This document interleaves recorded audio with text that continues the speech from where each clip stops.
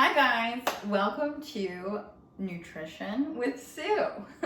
So tonight I'm going to just be giving you a few tips and tricks that I implement in my life, and maybe they'll help you in your journey as well. So this is geared towards people who try to keep an active lifestyle. So if you're someone who regularly walks or runs or exercises, these are great tips for you, as well as someone who's wanting to get into those things. So if you've got a pen and paper, feel free to take a couple notes. You know, I'm someone who likes to write things down. Or you can just refer back to the video as it will stay posted on our platforms. I feel a little awkward going solo tonight because I usually have my, what do I call it?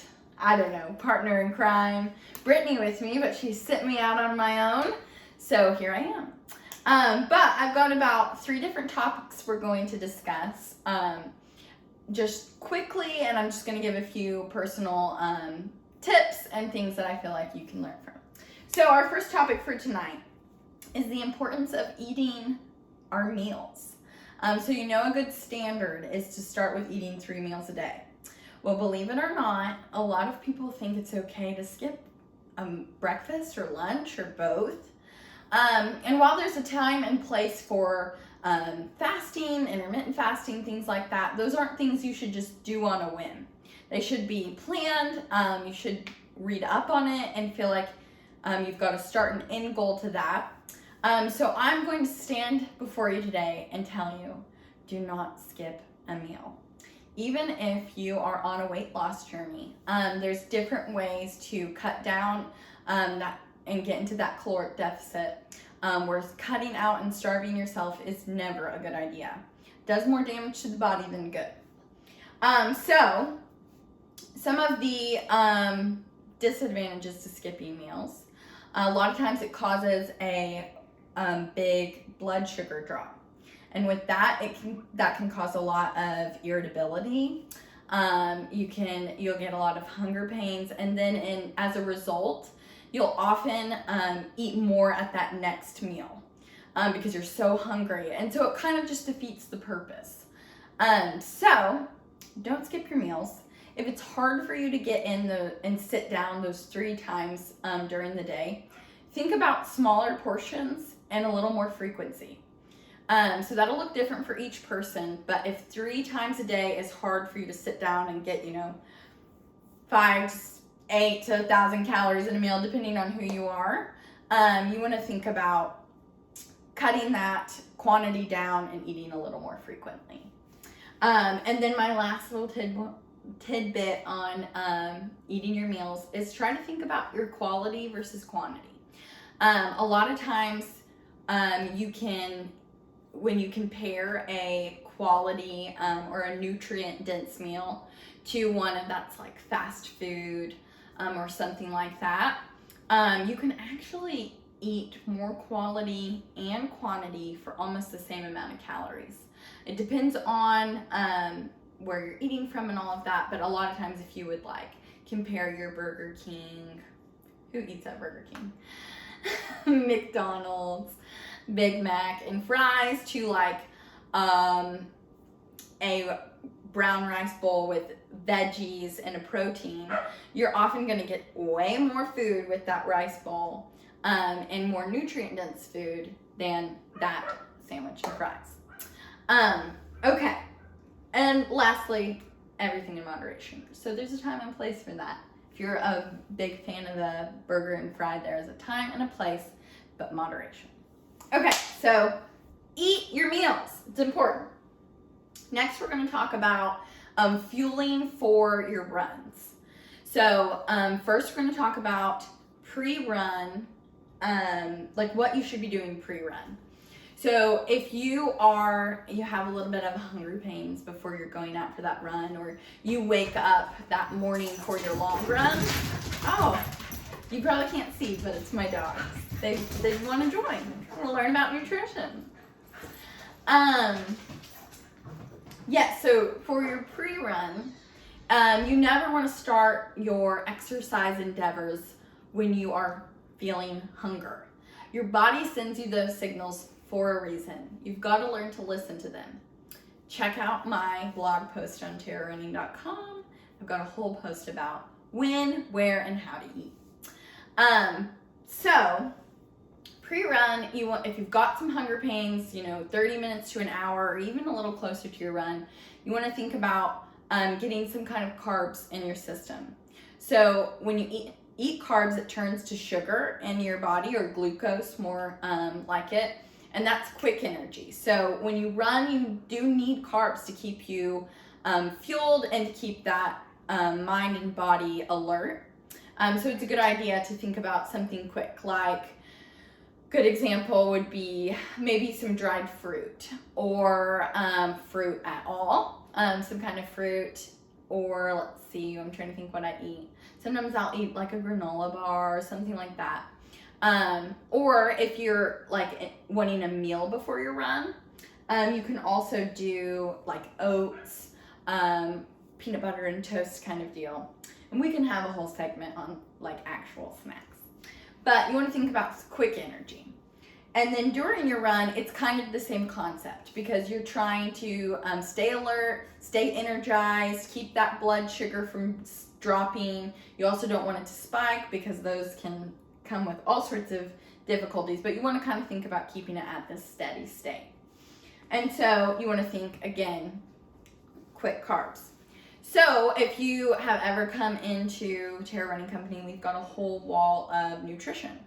And so there we've got goos and blocks and different things that are going to be primarily like glucose-centered carbs kind of deal. Like the idea is that you take it, you ingest it, you drink water with it, and it gets into your bloodstream quickly and gives you that boost of energy.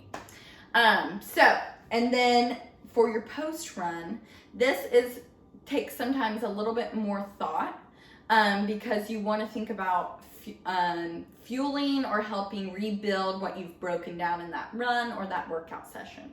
So often a good mix of your carbs, proteins, and fats are more important for that post-run in order to kind of help rebuild your body.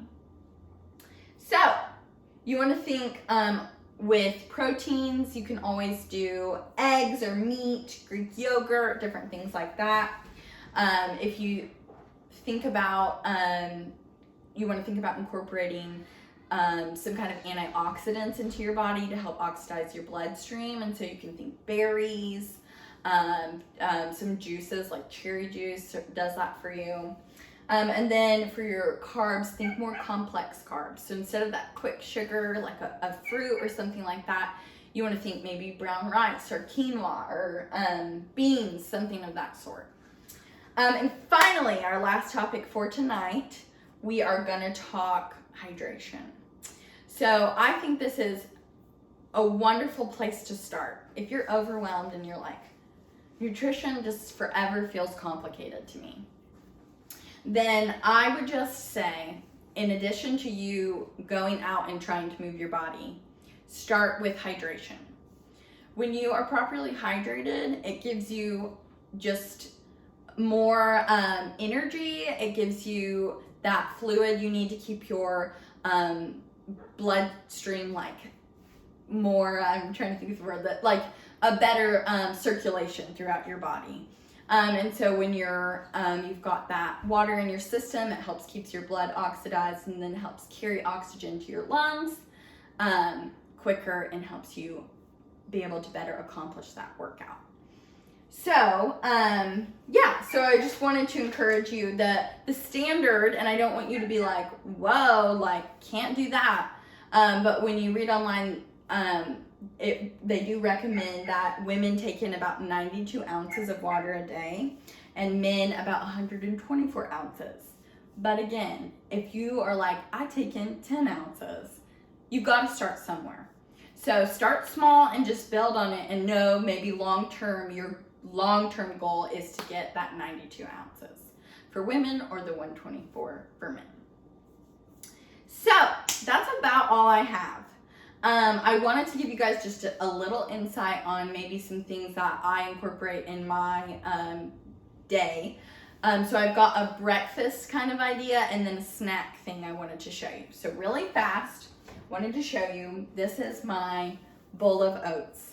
So in this, I usually prepare this if it's on the menu for breakfast at the beginning of the week. But if you can see inside, there's oats, but there's also chopped nuts, and there's dried fruit. And I do this, there's some cinnamon and coconut. I do this because in the mornings, I can get up and scoop, a half to a whole cup of this, throw it in the microwave, drizzle some honey or maple syrup or molasses to kind of sweeten it. And it's a quick, healthy breakfast. It's especially good for a pre or post run because you've got your carbs and you've got your protein from the nuts and different things like that. So this is something I really love. If it's a recipe you would like, you can message us and I can get that out for you.